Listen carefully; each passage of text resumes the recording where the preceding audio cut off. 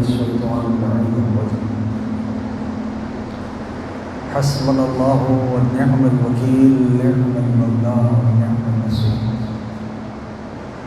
بسم الله الرحمن الرحيم الحمد لله الذي لا يبلغ من الأوقات ولا يعطي نعمه معدود ولا يعطي حقه مستحيل الذي ليس لصفته حد محدود ولا نعت موجود ولا وقت معدود ولا أجل مقدور فطر الخلائق بقدرته ونشر الجمع برحمته والصلاة والسلام على أشرف الأنبياء والمرسلين خاتم النبيين سيدنا ومولانا بالقاسم محمد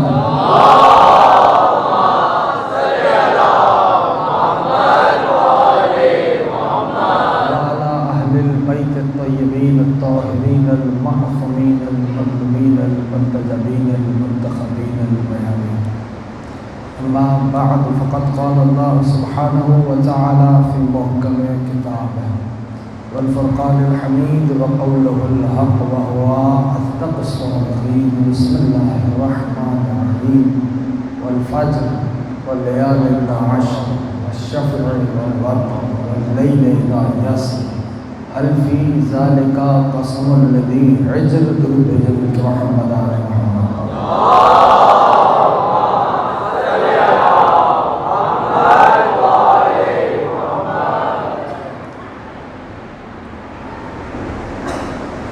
کامیاب ہوا ہر وہ فرد جو ذکر سے متمسک ہو گیا جن کا یہ پاک مقدس مطہر طیب طاہر ذکر پروردگار عالم نے یہ ارشاد فرمایا کہ فجر کی قسم اور 10 مسلسل گزرنے والی راتوں کی قسم 2 کی قسم اور 1 کی قسم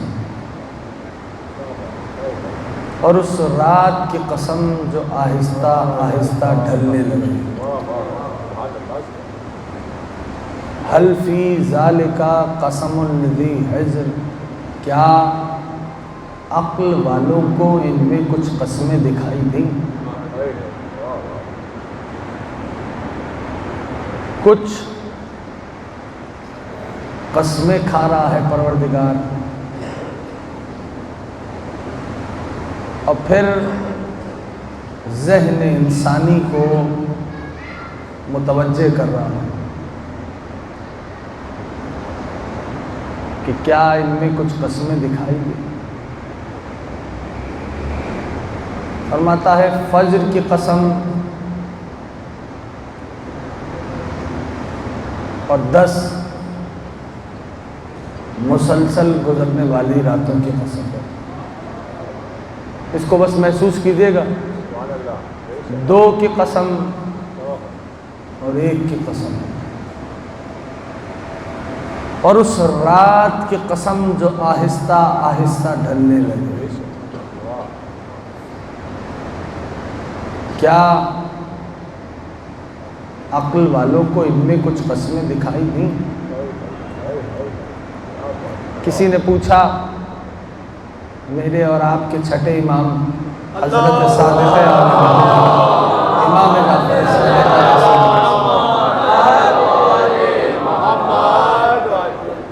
کہنے لگا کہ فرزند رسول نماز کی پہلی رکعت میں سورہ الحمد کے بعد کون سا سورہ پڑھا تھا یہ تو اختیار ہے نا پہلی رکعت میں سورہ الحمد کے بعد کوئی بھی سورہ پڑھے اس نے مولا سے سوال کیا مولا نے فرمایا اقرؤوا فی فرائضکم سورۃ الحسین اپنی فریضہ نمازوں میں سورہ الحمد کے بعد سورہ حسین کی تلاوت کی حیران ہو گیا، کہنے کا فرزند رسول اس نام کا تو قرآن میں کوئی سورہ نہیں۔ مولا نے فرمایا سنو، ہم محمد و آل محمد کا گھرانہ سورہ والفجر کو سورہ حسین کہتے ہیں۔ سورہ والفجر کو سورہ اس کی ابتدا یہ ہے جو میں نے پیش کی، انتہا کیا ہے؟ کل عرض کیا تھا، یا ایتھا النفس المطمئنہ ارجعی الی ربک راضیۃ مرضیہ فادخلی فی عبادی وادخلی الجنہ۔ اے اطمینان رکھنے والے نفس، واپس آ جا۔ اللہ، یہ سورہ کی انتہا، اس سورہ کو سورہ حسین کے نام سے یاد کیا جاتا ہے۔ اور اب غور کریں اور دقت کریں کہ کیا ہے ہستی حسین کی، کیا ہے کریم کربلا۔ یعنی میں نے اپنی ہی تقریر سے مستعار لے رہا ہوں، کسی جگہ پہ یہ کہا تھا کہ مثلاً کسی نے روشنی پہ تحقیق کی، نور پہ تحقیق کی۔ حسین نور ہے نا؟ ہاں تھوڑا سا اگر ساتھ دیں گے تو بات کرنے میں حسین نور ہے نا، نور مجرد ہے حسین، ٹھیک۔ کسی نے تحقیق کی، کسی سائنسدان نے کی تھی، یعنی وہ یہ جان رہا تھا کہ سن ریز میں جتنے پارٹیکلز ہیں ان کی موومنٹ کیا ہے، وہ کس ویلوسٹی سے سفر کرتے ہیں، وہ کس طرح سفر کرتے ہیں، وہ جانتا ہے۔ اور وہ ان تمام چیزوں کو جاننے کے باوجود بھی وہ اس بات کو درک کرتا ہے کہ یہ جو نور ہے اس سے وہ کہاں کہاں کیا کیا فائدے لے سکتا ہے، اور وہ اٹھانے والے فائدہ بھی اٹھا رہے ہیں جو نور کی حقیقت کی پوری معرفت رکھتے ہیں۔ میں نے کچھ کہہ دیا ہے آپ سوچ رہے ہیں؟ جو نور کی حقیقت کی پوری معرفت رکھتے ہیں وہ فائدہ اٹھا رہے ہیں، توجہ کیجئے گا۔ لیکن کیا جو نور کی حقیقت کو نہیں جانتے، یعنی ایک عام آدمی جو نور کی حقیقت کو نہیں جانتا، یعنی سن ریز سے جو اس میں جو پارٹیکلز ہیں ان کی ویلوسٹی کیا ہے، ان کا موومنٹ کیا ہے، ان کے معاملات کیا ہیں، اس سے کہاں کہاں کیا کیا فائدے حاصل کیے جا سکتے ہیں، یہ تو سائنسدان جان رہا ہے۔ تو کیا ایک عام آدمی اس لائٹ سے فیض نہیں لے رہا؟ پتہ نہیں، اس سے قریب ہو کے میں اور بات کر نہیں سکتا۔ کیا ایک عام آدمی اس نور سے فیض حاصل نہیں کر رہا جبکہ وہ اس کی معرفت نہیں رکھتا؟ آپ فیض تو دونوں حاصل کر رہے ہیں، یعنی جو معرفت رکھتا ہے وہ بھی فیض حاصل کر رہا ہے، جو نہیں رکھتا وہ بھی فیض حاصل کر رہا ہے۔ میرا حسین ہے نور۔ بات تو ہو گئی ہے، میرا حسین ہے نور، اور کیفیت کیا ہے؟ کہ جو حسین کی معرفت رکھتے ہیں وہ تو یقیناً فائدے میں ہیں، جو حسین کی معرفت نہیں رکھتے حسین ان کو بھی فیض پہنچا رہا، اللہ حسین ان کو بھی فیض پہنچا رہے ہیں۔ یہ حسین ہے، حسین کتنے کریم ہیں، کتنے کریم ہیں کہ نہیں جا سکتے کا کوئی بات نہیں، اسباب مہیا نہیں ہو پا رہے، وسائل نہیں ہیں، اپنے گھر کی چھت پہ جاؤ، کربلا کا رخ کرو، 3 بار حسین کو سلام کرو۔ حسین زواری میں نام لکھ لیتے تھے، لبیک یا حسین، لبیک یا حسین، لبیک یا حسین، لبیک یا حسین، لبیک یا حسین، نعرہ حیدری، حیدری، علی صلوات، صلی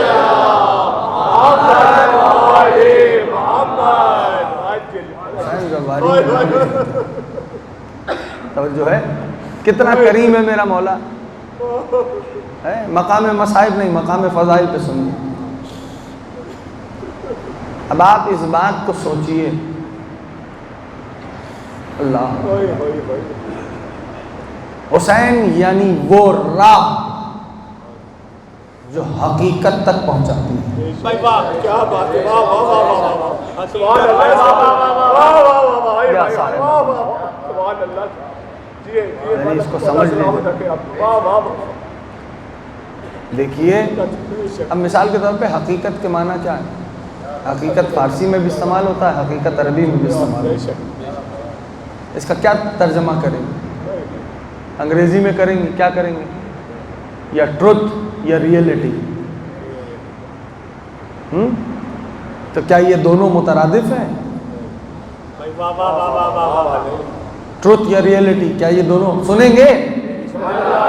کیا یہ دونوں مترادف ہیں؟ دیکھیے کبھی کبھار ان دونوں میں بھی تضاد کا رشتہ پایا جاتا ہے۔ مثلا میں لکھنا پڑھنا جانتا ہوں، یہ ٹروتھ ہے، توجہ کرنا، میں لکھنا پڑھنا جانتا ہوں، یہ ٹروتھ ہے۔ زندگی بھر لکھا کچھ نہیں، یہ ریئلٹی ہے۔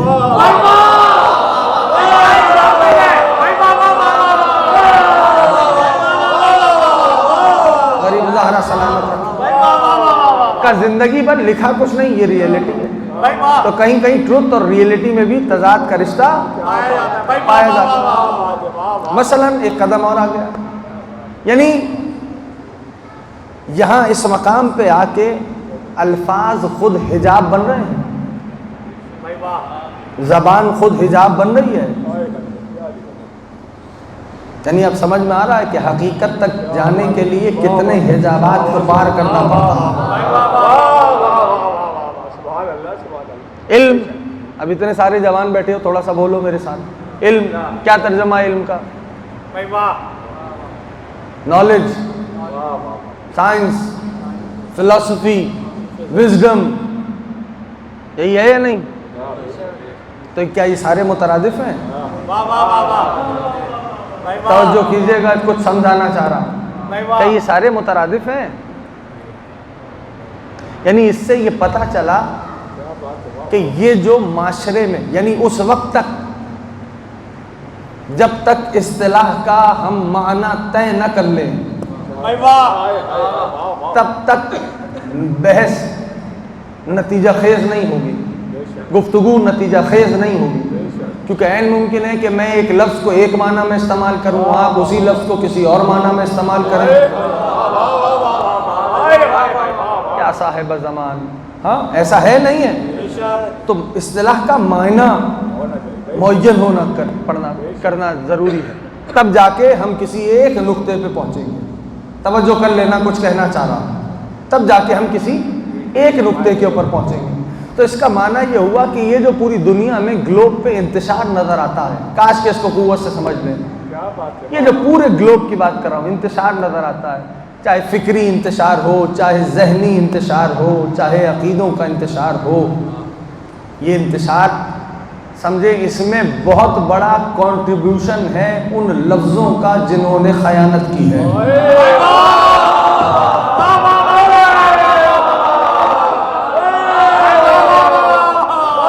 بہت آہستگی سے سن رہے ہو، جو جوان بیٹھے وہ تھوڑا سا ساتھ ہو۔ یعنی اس میں بہت بڑا کنٹریبیوشن ہے ان لفظوں کا جن لفظوں نے خیانت کی ہے۔ توجہ کیجئے گا، یعنی اللہ، اب کہیں پہ یہ خیانت دانستہ ہوئی، کہیں پہ یہ خیانت نادانستہ طور پہ کی گئی۔ ہاں اب یہ خیانت ہے، تو اس کا مطلب کیا ہے؟ میں کہنا چاہ رہا ہوں کہ لفظوں کو امین بنانا بھی ہنر ہوتا ہے۔ تھوڑا جو پیچھے بیٹھے ہیں میرا ساتھ دیتے ہیں، لفظوں کو امین بنانا بھی ہنر ہوتا ہے، لفظوں کو سچائیوں کا امین بنانا بھی ہنر ہوتا ہے، اور یہ ہنر اسی مکتب میں سیکھا جا سکتا ہے جس مکتب کا مدرس صادق بھی ہو، امین بھی ہو۔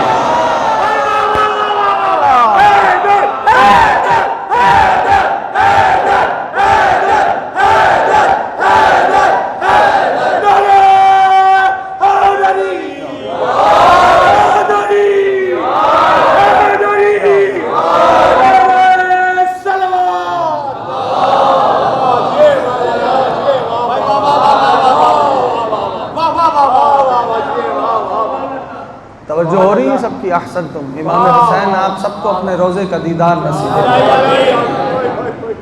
مولا ہم سب کو بامعرفت زیارت کی توفیق نصیب فرمائے۔ اب ممبر سے کہہ دوں، یہ بات کہتا ہوں، کہتا رہوں گا کہ یہ یاد رکھو کربلا پیسوں سے نہیں، کربلا ارادے سے کرتے ہیں۔ کربلا کا تعلق پیسوں سے نہیں ہے۔ چلو آج ایک اتنے سارے جوان بیٹھے ہو، جی ہے کربلا جاؤ؟ جی ہے۔ مولا تو 24/7 دربار مولا کا کھلا۔ حسین کے دربار میں کسی کو آنے کا انکار نہیں، دربار مولا کھلا۔ کیا کرو؟ جب تمام کاموں سے فارغ ہو جاؤ، گھر پہنچو، تمام کاموں سے فارغ ہو جاؤ، ایک غسل کرو، غسل زیارت امام حسین کر کے دیکھنا، غسل زیارت امام حسین، یقین مان لو مولا اسی برس تمہیں کربلا بلائے گا۔ اللہ اکبر، یہ اپنا معمول بنا لو، دیکھنا کہ پھر کیا اس کے ثمرات آتے ہیں۔ کیا سمجھتے ہو امام تمہیں دیکھ نہیں رہے؟ کیا تمہارے دل کی آرزوؤں سے حسین واقف نہیں؟ کبھی کبھی ایسا جی چاہتا ہے کہ باتیں کروں، کیا حسین آگاہ نہیں؟ کسی نے پوچھا تھا کہ بعد از واقع کربلا حسین ابن علی کا جائے نشست کیا ہے؟ جائے نشست تو سمجھتے ہو نا، یا اس کو بھی ترجمہ کرو؟ جائے نشست سمجھتے ہو؟ بسم اللہ۔ حسین ابن علی کا جائے نشست کیا ہے؟ معصوم نے فرمایا، علماء اس حقیقت سے آشنا فرماتے ہیں کہ بعد از کربلا حسین ابن علی کا جائے نشست عرش ہے۔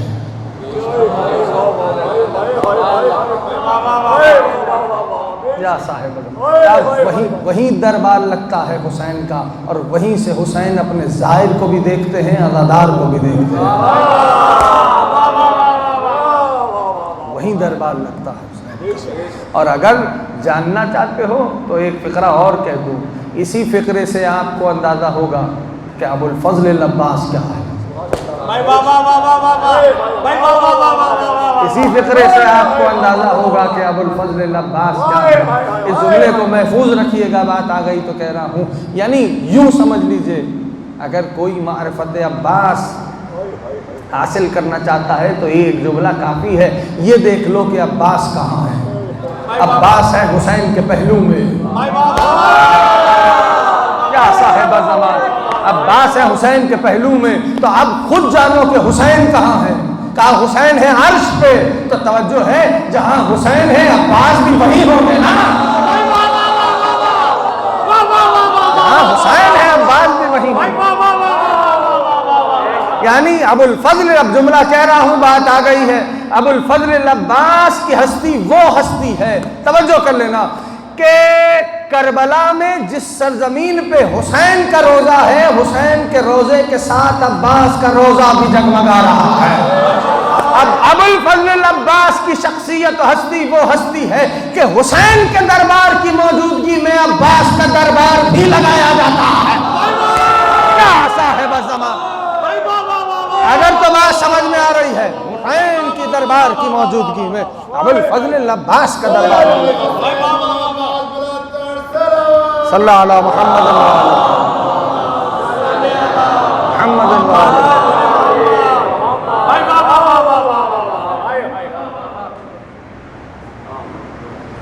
یاد رکھیے 34 برس کی کل حیات طیبہ ہے غازی کی، اختلاف روایت کے ساتھ دیکھ لیجئے 36 برس، اس 1400 سال سے دیکھیے 34 برس کی حیات طیبہ، کیا کیا زندگی کے گوشے امٹ رہے ہیں، اور عقل و فہم و ادراک بشر عباس کو سمجھنے سے آ رہی ہے۔ زمانہ کیا سمجھے؟ اللہ اکبر، ایک فقرہ اور کہہ دوں، ایک سوال ہے، کروں؟ بسم اللہ بسم اللہ، نعرہ الصلوات،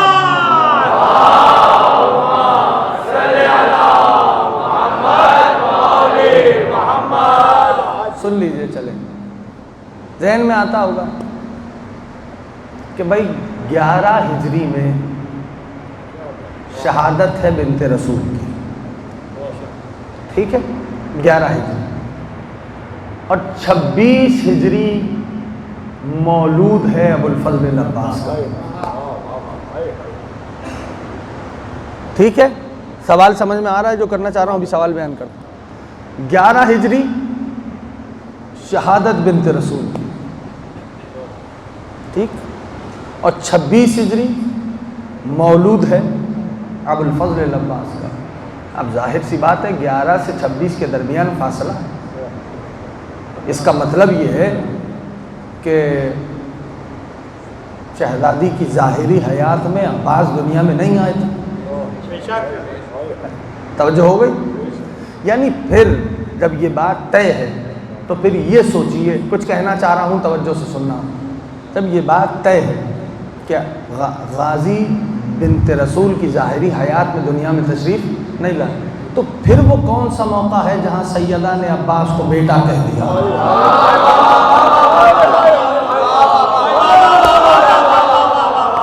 کیا صاحب، پھر وہ کون سا ایسا موقع ہے جہاں بنت رسول نے عباس کو بیٹا کہہ دیا؟ جواب دوں؟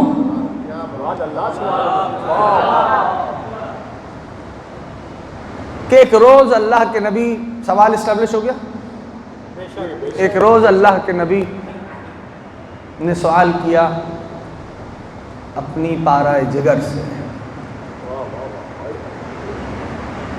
بنت رسول سے پوچھا، بیٹی سے پوچھا، اے بیٹی، جب دربار عدالت الہی سجایا جائے گا اور میں مسند مقام محمود پہ موجود ہوں، نور کے منبر نصب کیے جا رہے ہوں گے، آپ مقام شفاعت پہ ہوں گی، تو اے بیٹی اسباب شفاعت میں کیا لائیے گا؟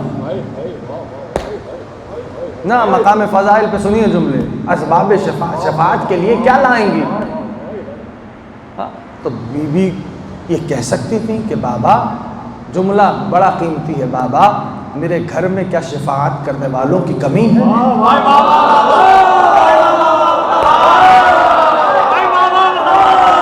پوری طرح اگر ساتھ دو گے تو بابا کیا میرے گھر میں شفاعت کرنے والوں کی کمی ہے؟ جس گھر میں علی جیسا شفاعت کرنے والا ہو، حسن و حسین جیسے شفاعت کرنے والے ہوں، 12ویں امام تک سب کے سب شافع ہو، کچھ کہنا چاہ رہا ہوں، 12ویں امام تک سب کے سب شافع ہوں، یعنی اللہ اکبر، جس بی بی کے 11 بیٹے معصوم ہوں، جس کا شوہر ولی خدا ہو، جس کے بابا محبوب کبریا ختم مرسلین ہو، اور خود وہ بی بی ملکہ تطہیر ہو، وہ کچھ بھی کہہ سکتی تھی، بابا مقام شفاعت پہ یہ لاؤں گی، نہیں، اس منزل پہ سیدہ شہزادی نے ایک فقرہ فرمایا ہے مخدومہ عالمیان نے، اور اس منزل پہ اور کسی کا تذکرہ نہیں فرمایا۔ بھی فرماتی ہے کفانا للشفاعت یدان مخطوعتان لولدی العباس، جملہ سن لینا، اے بابا مقام شفاعت پر جب میں ہوں گی، اسباب شفاعت کے لیے میں اپنے بیٹے عباس کے بازو لاؤں گی۔ آپ نے بہت اطمینان سے سن لیا ہے جملہ، نہ مقام مسائل پہ سنو، آپ نے بہت اطمینان سے سنا، میں اپنے بیٹے عباس کے بازو لاؤں گی، توجہ کریں گے؟ یعنی اب اس کو یوں سمجھ لیجئے تاکہ آپ کا رخ پھر تبدیل ہو جائے اور ذہن فضائل کی طرف آ جائے۔ میں یہ کہنا چاہ رہا ہوں کہ اللہ کے نبی نے جب پوچھا اے میری بیٹی شفاعت کے لیے کیا لائیے گا، تو بیوی فرماتی ہے کفانا، بابا ہمارے لیے عباس کے بازو کافی ہے، ہمارے لیے عباس کے بازو کافی ہیں، بابا ہمارے لیے عباس کے بازو کافی ہیں۔ اس جملے کی قوت سمجھ لو ہے بابا، کاش کہ میں اس کو اسی طرح پہنچا پاتا کہ آپ سمجھ سکتے۔ اے بابا ہمارے لیے عباس کے بازو کافی ہیں۔ ایک اور جملہ کہوں، سب سنیں گے، بات بوجھل تو نہیں ہو رہی؟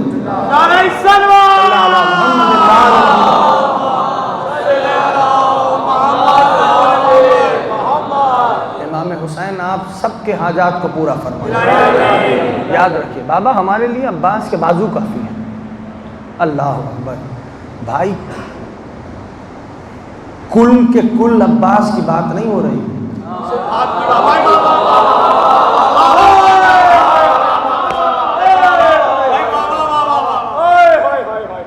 بازو عباس یہ طاقت رکھتے ہیں.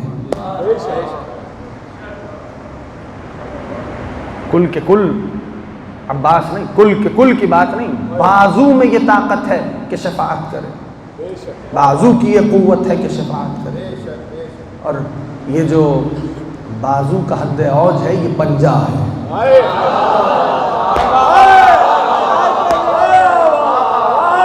ارے اسی پنجے کی تو ہیبت ہے. کچھ کہہ گیا ہوں میں. اسی پنجے کی تو ہیبت ہے. یہی پنجہ جو ہے، یہی علم جو ہے، یہ پوری کائنات پہ چھایا ہوا ہے. تو خبردار اسے اپنے امام باڑوں کا علم نہ سمجھنا، یہ تمہارے امام بارگاہوں میں نشان شفاعت لگا ہوا ہے.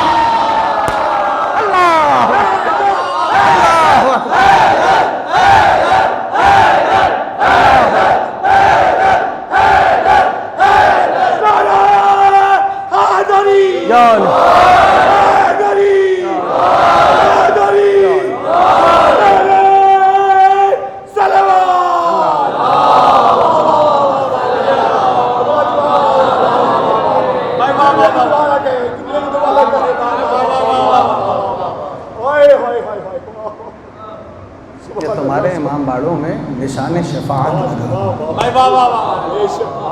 اللہ اکبر. اللہ اکبر. یاد رکھیے کہ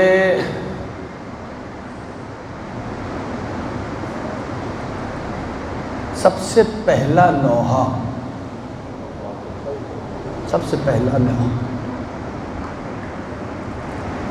غریب زہرا نے ابو الفضل العباس پہ پڑھا.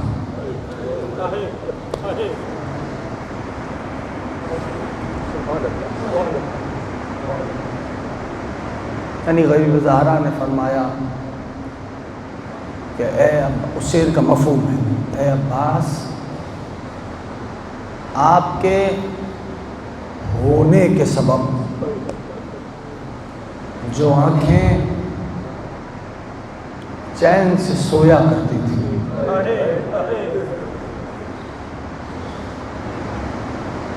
اب وہ آنکھیں جاگا کریں گی. اور اے عباس جو آنکھیں آپ کے ہونے کے خوف سے جاگا کرتی تھی اب وہ چین کی نیند سوئی. ہاں عزیزوں، سخنائے گفتنی تو بہت ہیں،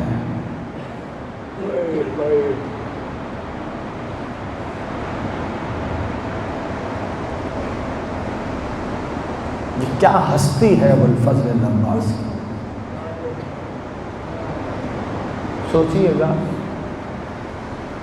کبھی مولا نے توفیق دی تو بیان کروں گا، نہیں تو کل یہیں سے آغاز کر دوں.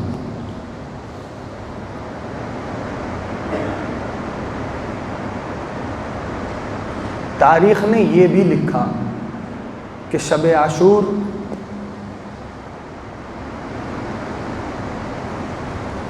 جب غازی کو یہ خبر ہوئی کہ دشمن کے لشکر کے جاسوس خیام حسینی کے قریب آ رہے ہیں تو غازی سوار ہوئے اور گئے. اور غازی نے فرمایا سنو، تم اپنے اجداد کی سیرت پہ عمل کرتے ہوئے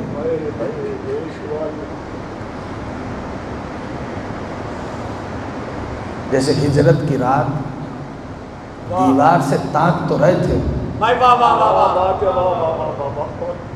کود پھلانگ نہیں سکے دیوار.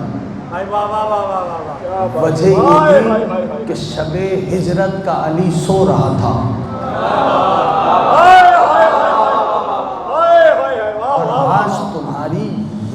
انجمن شب عاشور کا علی جاگ رہا ہے.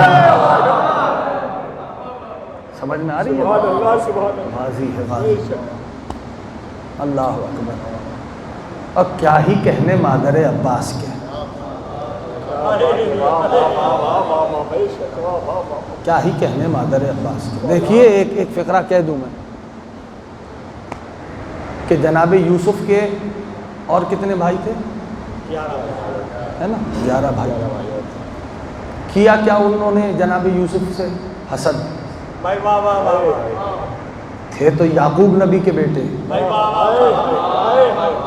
لیکن نبی سے تو حسد نہیں آ سکتا.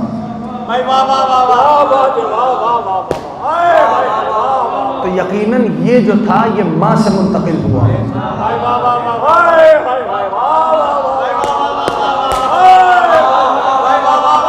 تو صفتیں ماں سے منتقل ہوئی، یعنی کیا؟ یہ حسد جو یوسف کے بھائیوں میں جناب یوسف سے آیا وہ ماں سے منتقل ہوا تھا. ہو گئی بات. تو صفتیں ہیں جو ماں سے منتقل اولاد میں ہوتی ہیں، کہ جو عباس کی وفا ہے یہ ام البنین کا صدقہ ہے. کیا صاحب زمان، جو عباس کی وفا. اللہ اکبر. صلی اللہ علیہ یا مولاتی صلی علی محمد و آل محمد وعجل فرج. ام البنین کا صدقہ. اس بیوی کے مقام و مرتبے کو سمجھیے. عرفاء نے لکھا ہے کہ اگر کبھی کوئی مسئلہ حل نہ ہو رہا ہو اور مصلحتاً، یہ مصلحت کا لفظ بہت قیمتی ہے، مصلحتاً غازی کی بارگاہ سے بھی خالی آ رہے ہو. اس مصلحت کو جوانوں سمجھنا. ٹھیک ہے دعاؤں کی قبولیت میں تاخیر ہو جاتی ہے، یہ دعائیں، یہ زیارتیں آل محمد کا دیا ہوا بہت بڑا خزانہ ہے. یہ دعائیں ہو گئیں، یہ زیارتیں ہو گئیں، میرے مولا کا دیا ہوا، آل محمد کا دیا ہوا بہت بڑا خزانہ ہے. اور جن کے پاس اتنے بڑے خزانے موجود ہوں ان کو داہنے بائیں سر دھننے کی ضرورت نہیں ہے. میں تو کہہ رہا ہوں، میں جانتا ہوں رات کا بہت پہر ہو چکا، لیکن فقرہ آخری سنیے. کہا ان کو داہنے بائیں سر دھننے کی ضرورت نہیں ہے. اب میں مثال دیتا ہوں. زیارات ہو گئیں، دعائیں ہو گئیں، یہ مولا کا دیا ہوا بہت بڑا خزانہ ہے. جن دعاؤں میں سے ایک دعا ہے دعائے کمیل. مانوس ہے اس سے؟ نہ سب اگر ساتھ دو گے تو مانوس ہے اس سے، دعائے کمیل سے. ایک ہے حدیث قصہ. مانوس ہے اس سے؟ یعنی ایک ہے حدیث قصہ، ایک ہے دعائے کمیل. جملہ لے جائیے گا، ایک ہے حدیث قصہ، ایک ہے دعائے کمیل. اب یعنی کہنا یہ چاہ رہا ہوں حدیث قصہ بھی ہماری ہے، دعائے کمیل بھی ہماری ہے. اب کسی نے مجھ سے پوچھا تھا مولانا ایک جملے میں سمری کیجئے حدیث قصہ کیا ہے، دعائے کمیل کا ہے. تو میں نے اس زبان کو سمجھایا. میں نے کہا میرے بھائی اگر سمجھنا چاہتے ہو تو اس کو یوں سمجھ لو، دعائے کمیل میں علی نے بتایا ہے وہ کیسا ہے، حدیث قصہ میں اس نے بتایا ہے یہ کیسا ہے. یا صاحب یا صاحب یا صاحب یا بس ہو گئی بات. تو دعاؤں کی قبولیت میں تاخیر ہو جاتی ہے، مایوسی کی ضرورت نہیں. مایوس نہیں ہونا، اس لیے کہ ہم جو مانگ رہے ہیں ہمیں اگلے لمحے کی خبر نہیں. جن کے وسیلے سے مانگ رہے ہیں وہ مستقبل آخر دیکھ رہے ہیں. کب کہاں کون سی شے کی ضرورت ہے وہ اس وقت میں پوری ہوگی. یعنی میرے مولا کا فرمان ہے جاؤ اللہ سے اللہ کی طرف. پریشان ہو کے نہیں سننا، جاؤ اللہ سے اللہ کی طرف. یعنی کیا؟ میں نے اپنے استاد سے پوچھا، میں نے کہا حضور یہ سمجھ نہیں آیا. تو انہوں نے فرمایا یوں سمجھو، وہی مثال میں نے پیش کر رہا ہوں. یوں سمجھو کہ جیسے ایک بچہ ہے، اس نے شرارت کی، شرارت کر کے دوڑا. باپ نے اسے شرارت کرتے ہوئے دیکھ لیا، باپ ڈنڈا اٹھا کے اس کے پیچھے دوڑا. جب دوڑتا رہا تو اب بچہ ہے، اس کو پتا سمجھ میں نہیں آیا، ایک حد تک جا سکتا ہے. ایک حد تک گیا، رکا، واپس پلٹا، باپ کی طرف دوڑنے لگا. جب باپ نے بچے کو اپنی طرف آتے دیکھا تو غصہ بھول گیا، ڈنڈے کو چھوڑ دیا. غریب زہرا سلامت رکھے.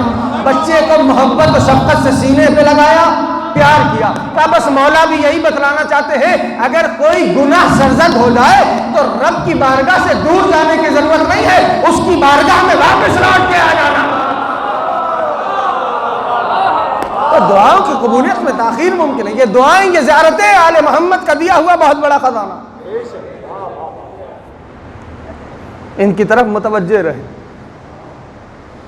جب کوئی مشکل ہو، اگر کوئی مصلحتاً غازی کے روضے سے خالی آ رہا ہو، غازی کے دربار سے خالی آ رہا ہو، تو عرفا کہتے ہیں کہ مادر عباس سے کہہ دینا. مادر عباس سے کہیں گی نہیں، عباس کو حکم دیں گے.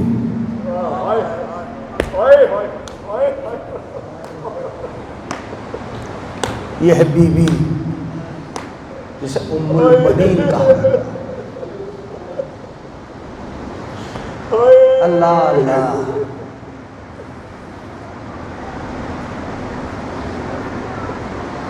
تاریخ نے یہ لکھا، کل بیان کروں گا تفصیل سے بنت حسین کے مسائل، لیکن آج کی حد تک اشاروں کو سمجھ جائیے گا. میں اور یہاں لفظ نہیں کہا کرتا.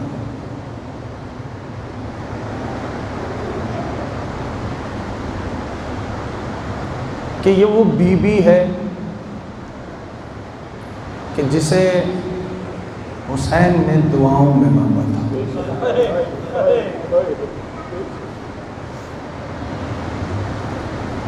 اور لکھا علماء مقاتل نے کہ جب 11 محرم کو قافلہ اسیروں کا لے جایا جانے لگا، علماء لکھتے ہیں، علماء مقاتل، کہ بیبیاں کربلا کے میدان میں ایسے بکھر گئیں جیسے تسبیح کے دانے بکھر جاتے ہیں. جس کو سمجھ میں آئے. اب میں یہ بیان نہیں کروں گا، بس اشارہ کروں گا. اب خود سوچو کہ کس بی بی کو شہید کے لاشے سے کیسے اٹھایا گیا. اجرکم اللہ، اجرکم اللہ. یہ بھی ہے نا کہ ایک رسم تھی 12 گلے تھے. اللہ اکبر. اور ان میں ایک حسین کی 4 برس کی بیٹی تھی. تاریخ نے وہ منظر لکھے ہیں. اللہ سوچو، بے کجاوا اونٹوں پر. سوچ سکتے ہو، بخل نہیں کرنا رونے میں. بے کجاوا اونٹوں پر. اور کیا صرف چلایا جاتا تھا اونٹوں کو؟ نہیں، بعض ایسے بھی مقامات آتے تھے جہاں دوڑایا جاتا تھا. اجرکم اللہ، اجرکم اللہ. یوں تو کافی ہے زمانے کے امام کا یہ سلام کہ میرا سلام ہو رخساروں پر جن کی رنگت کوفہ سے شام، کربلا سے کوفہ تبدیل ہوتی رہی. عزاداروں، تاریخ نے لکھا کہ اثنائے سفر میں یہ قافلہ اسیروں کا جا رہا تھا. اثنائے سفر میں تھا. یہی ایک روایت سناؤں گا. اثنائے سفر میں تھا. اثنائے سفر میں سرے امام مظلوم نوک نیزہ سے زمین پہ آ گیا.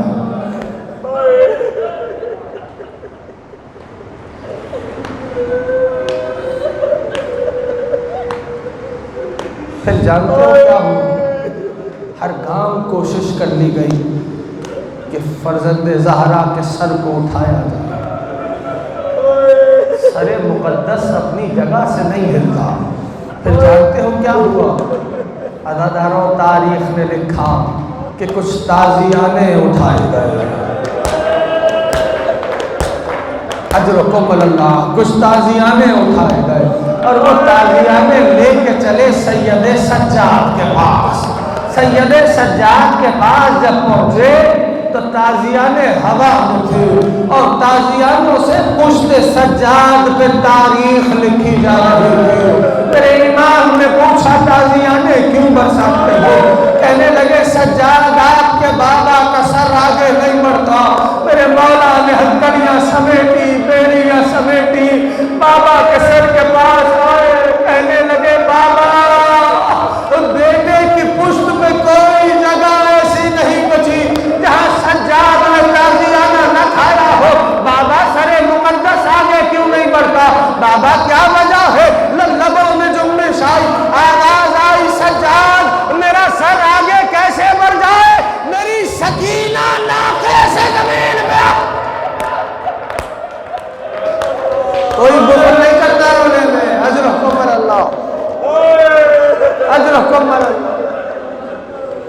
اجرکم علی اللہ۔ میں دعا کرتا ہوں ان آنسوؤں کے طفیل مولا آپ سب کو اپنے روضے کا دیدار نصیب فرما۔ سجاد میری سکینہ ناقے سے زمین پہ آئے، سن لیا جملہ؟ یہ جملہ بنت علی نے بھی سنا۔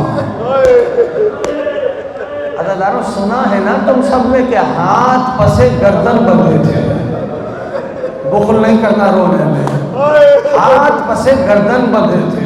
عزیزانو تاریخ نے لکھا جب بنت علی نے یہ جملہ سنا پوچھتے شتر سے اپنے آپ کو گرایا۔ اب سوچ سکتے ہو ہاتھ پسے گردن بندھے تھے، اللہ جانے علی کی بیٹی کیسے زمین پہ آئی ہوگی۔ آواز دیتی چلی او میری مظلومہ بیٹی سکینہ، او میری یتیمہ بیٹی سکینہ۔ اللہ تعالیٰ بیوی نے دیکھا نشیب میں ایک سیاہ پوش مستور ہے، ان کی آغوش میں سکینہ سو رہی ہے۔ اللہ تعالیٰ علی کی بیٹی نے جب یہ منظر دیکھا کہنے لگی اے بیوی آپ کون ہے جو اتنے پرآشو ماحول میں ہمارے محمد پہ احسان کرنے آ گئی؟ ارے کاش آج ہمارا وطن مدینہ ہوتا، ہم آپ کو انعام دے، ہم وعدہ کرتے ہیں اپنی ماں سے آپ کی شفاعت ضرور کروائیں گے۔ لحمہ کا نام آیا، مستور نے نقاب الٹ دی، اب جو دیکھا ارے بقیہ سے آئی ہوئی غریب ماں، بیوی نے اماں کا دیکھا تڑپ کے کہنے لگی اماں اکبر کا نیزہ مارا گیا، عباس کے شان قلب، اماں تیرے حسین کو تیرا ضربوں سے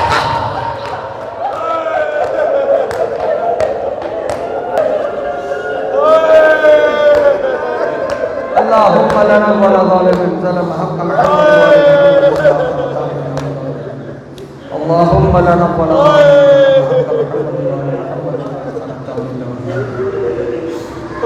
وسيعلم الذين ظلموا أيام منقلب ينقلبون۔ پالنے والے اس عبادت کو بارگاہ میں مقبول فرما، حاضرین و بانیان کی حاجات کو پورا فرما، پالنے والے مرنے سے پہلے روضہ حسین کا دیدار نصیب فرما، حج بیت اللہ کی سعادت نصیب فرما، عشق مولا سے سرشار فرما، سیرت مولا پہ چلنے کی توفیق عنایت فرما، علماء حق کے سائے کو سروں پہ قائم و دائم فرما۔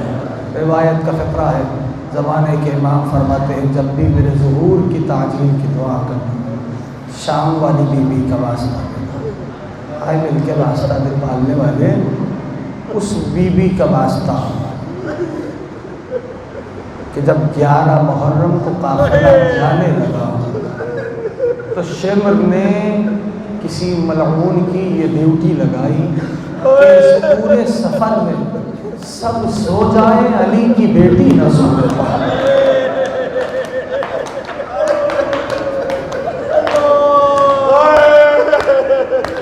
پالنے والے بنت علی کا واسطہ دیتے ہیں، یوسف زہرا کے ظہور میں تعجیل فرما، ہم سب کو معرفت مولا نصیب فرما، مولا کے آبان و انصار میں شمار فرما۔ بسم اللہ الرحمن الرحیم، اللہم کل ولیک الحجۃ ابن الحسن صلواتک علیہ وعلی آبائہ فی هذه الساعة وفی کل ساعة من ساعات اللیل والنہار ولیا وحافظا وقائدا وناصرا ودلیلا معینا حتی تسکنہ ارضک طوعا وتمتعہ فیہا جمیلا برحمتک یا ارحم الراحمین ماتم حسین۔